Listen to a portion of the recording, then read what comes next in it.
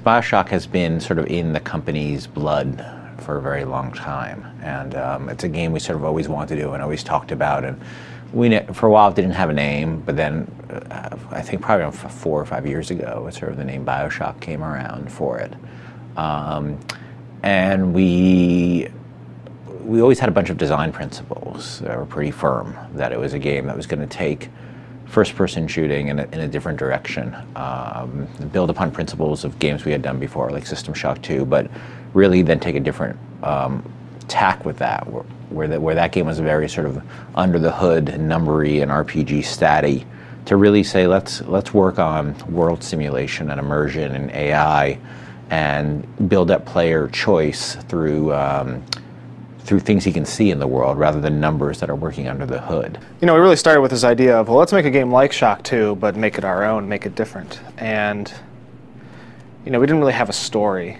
or anything like that. All we had this idea for what kind of gameplay we wanted. So this kind of emergent world, a sandbox world, and we just wanted to build out from there. When it first started out, it was set in different times. You know, it's gone from everything from modern day to the far future, until we eventually, you know, set it back in time somewhat, especially with the architecture.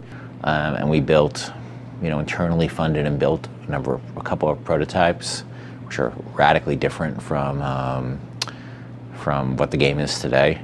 But I think, you know, when you're trying to do something like BioShock, it's not something you sort of wake up one morning and like know what it is right away. And it was, you know, the collective talent of a lot of people and a lot of time to get the game where it is today.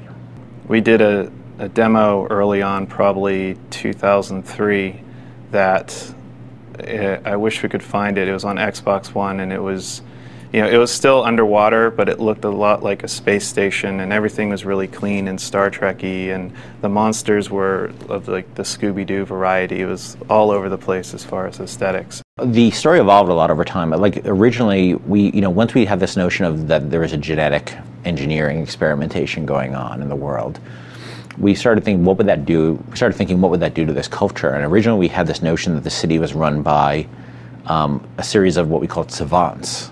We started out with this concept of savants that were like these genetically engineered characters that went so far they became sort of like brains in a jar kind of thing.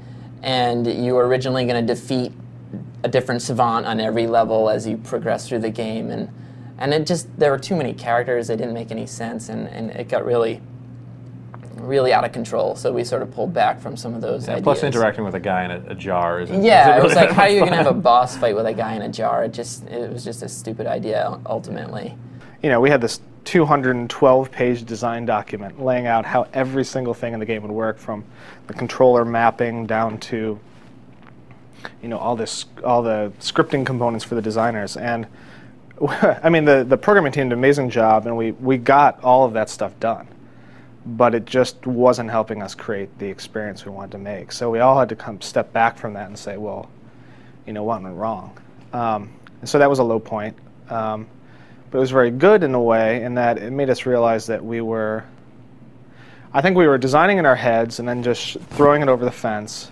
And you know, the programmers were working on this huge backlog of tasks they had to do, and slowly feeding that to the designers. But by the time the designers got the technology they requested, they'd forgotten they even wanted it. I mean, it was that kind of process where it was like, you know, a slow-moving pipeline. And we changed our process to be more of an iterative one, where programmers were working very closely with designers and saying, well, what are we trying to do right now? What's this experience we're trying to make? How do we do that? What is the, you know, minimal set of tech we need to make that happen? And, you know, let's get it done and try it really quick. And so we took that low point and kind of turned it into, I think it became kind of a turning point for the project. So that was very good. The original design was like way heavier into RPG type things as well. We had prerequisites on everything. You couldn't hack this unless you had that. You couldn't shoot this unless you found that. Like, you really there was all couldn't do kinds anything, of stuff. really. It was, yeah, and it was, as we started getting these systems working, we were just like, gamers have to do way too much to get to the cool, fun stuff in this game. So we just started stripping all of that away, and it got more and more at its heart. The heart of the shooter kept bubbling more and more to the top. E3 was great for us.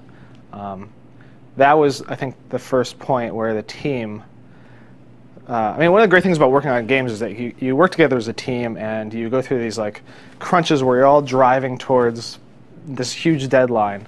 And contrasting that with the original Vision demo that we did, E3 was an experience where like we got done and we said, yeah, like this really is showing us that we can make our vision a reality. So that was a huge motivating force for the team. Everybody's really excited, and of course, like we didn't expect to get all the great press that we got. So that was really gratifying and rewarding.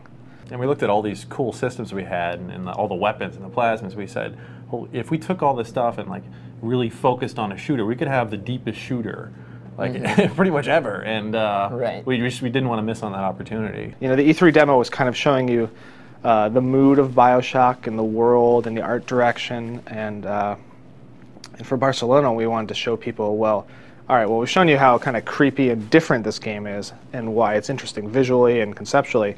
Now let's show you why it's going to be an amazing shooter.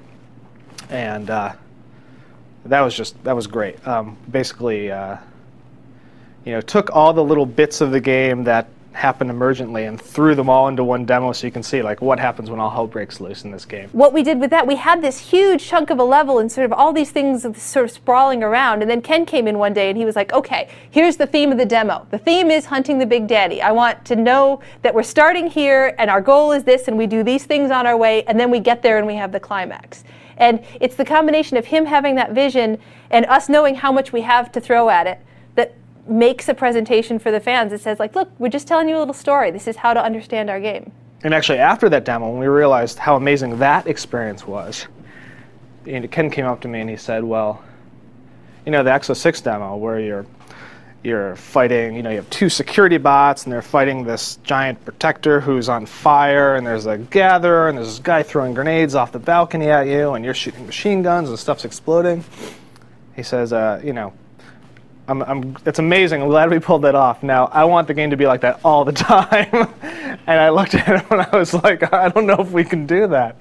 Because that was a very small level in the game. And so coming off that high point in Barcelona, heading downward, realizing we had to make the whole game like that, that took some adjusting. But then we actually started pulling it off, which is great.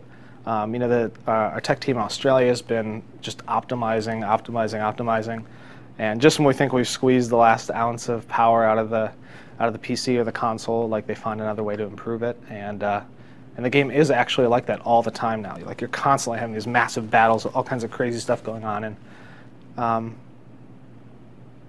it's great to see that. I mean, comparing it with games I've played in the past and worked on in the past, the current game is just so much more dense and chaotic, and at the same time still very creepy and lonely and dystopian. So I think we kind of achieved our vision, and hopefully people will like the game.